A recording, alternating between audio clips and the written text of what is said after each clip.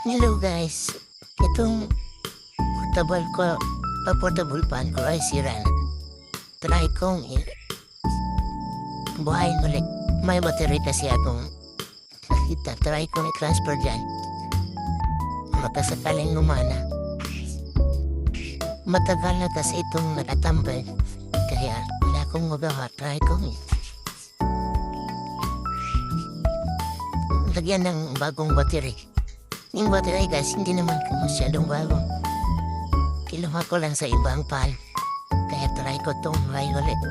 Kaya nga pala yung suliring na bilangin ko guys at saka yung suliring head kung nakikita niyo.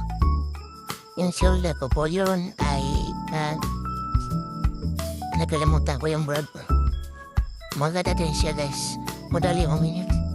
Yung battery ko nga pala guys, galing yan sa Shopee yung galing sa mga laptop tapos nakita ko kaya try ko in-order tapos yun may iba namang battery ko magana iwan. Yung iba naman hindi. Oh, yan. Sinundirin ko yung para kumapit talaga siya guys. Sayang kasi itong pan guys kasi malakas siya. Kaya try ko ulit bubuhay yan. Ito nga pala guys. Kanya, battery niya. Nililinisan ko muna guys bago ko soldering. Diyan ko po lalagay yung battery guys. Kasi pamiyan, nakapwesto talaga siya. Walang dapat nalininan na. At sa kanyang lift guys, madikit naman siya. At masakto sa 60 watts na soldering iron. Then guys, sino na nagsolda na. Try kong lagyan na. Well, hindi dikit siya guys. Nakadikit naman siya ng konti. Ayan ko ulit. Kaya hininaan ko na guys. Ayan guys. Okay lang. Kung wala siya, hinangin.